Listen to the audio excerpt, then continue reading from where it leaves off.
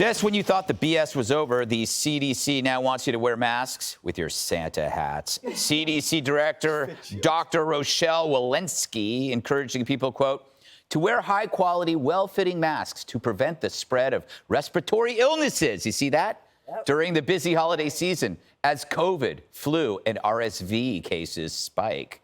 Meanwhile, the largest county in the country, LA, is on track to bring back indoor mask mandates. And even as we continue this forever pandemic, retiring Dr. Fauci says he has no regrets on his way out. Is there a moment of your career that you wish you could do over? Yasmin, no. And I know people are going to respond to that, who say, well, what does he think? He's perfect. Absolutely. I'm the first to admit I'm far from perfect. But when you say do over, I really can't see something that I would do completely over. Oh, then you're lying to yourself.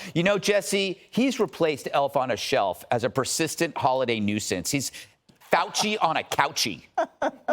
He won't go away. Isn't he Fauci on a couchie. Retired too? Yeah, but how can he say everybody has regrets? The smartest people alive have regrets. But this is such a politician answer. He says he's not a politician, but this is what you'd get from a politician. That's true. What have you done wrong? I've done so many things right. Nothing comes to mind because you can never admit a mistake. Remember the B-roll we showed right at the top of that segment? There was a guy with a mask with a face shield behind a plastic divider. He's probably had COVID like a dozen times. I don't mind that we're suggesting that we bring the masks back. I just don't like the mandate. That's my problem. But Newsom's going to be in a tough spot because if LA County officially brings back the mandate, what's he going to do? That's not going to look good for Gavin Newsom. He has to get beyond that. And if he's still following the science to mask mandates, that's bad.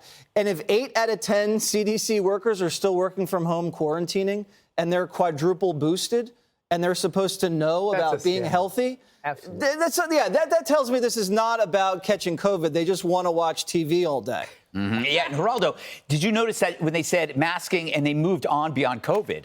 Yeah. So there's no going back. They mentioned respiratory illnesses, RSV. I don't know what that is. And flu. Yeah. One of my grandchildren had RSV. It's a real thing. It's a flu-like illness. Yeah. But here's the deal. I mean, in fairness, even in L.A., where they have reparations coming and every other kind of crazy thing happening, they say that they will only trigger a mask mandate if 10% of hospital admissions are related to COVID or respiratory disease. Or the so you have to have 10% of the people in the hospital that are suffering from the malady before you even get to triggering. So they say at worst it'll be in the late winter. At best, they'll be with the boosters and everything else. They'll beat it. How much you want to bet? Let me be optimistic. Christmas. Let me tell you something. This whole, first of all, when Rochelle Walensky says, you know what, you got to make sure you get a good mask, make sure it's fitted properly and all that.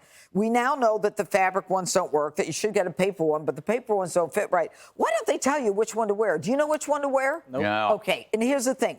Once they start recommending you masks, not just for COVID, but for the flu, you don't want to get your flu, you want to get the respiratory illness, then it's going to be easy to segue to a mandated mask, to a mask mandate. That's the easy, slippery slope. And I got to tell you, I'm not so sure that Newsom would be reluctant to mandate the masks because that's part of the Democrat creds. I care about you. I care about grandma.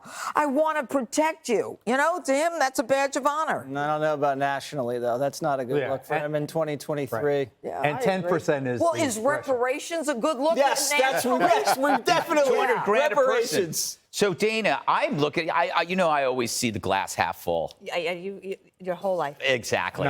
Is this a great excuse not to see some relatives? Like, it's the perfect time to say, hey, look, I'm sorry, Aunt, what's her name, Bertha? Sure. Yeah. Just keep it going. Can't 3 years in a row. Yeah, I'm doing it for you. I can't put your lives at risk. Yeah. Or is this something, I do feel like America has moved on. We've incorporated this risk with all the other risks that we deal with every day. There was one thing that she said along the way of the last couple of days where it was like, you shouldn't have to wait for a mandate to protect yourself. So make your best decisions. And I think that's where they should leave it. The public health community has admitted, in fact, they did yesterday, that they are speaking from a communications hole. Like the deficit is really down there. So they got to crawl out of that.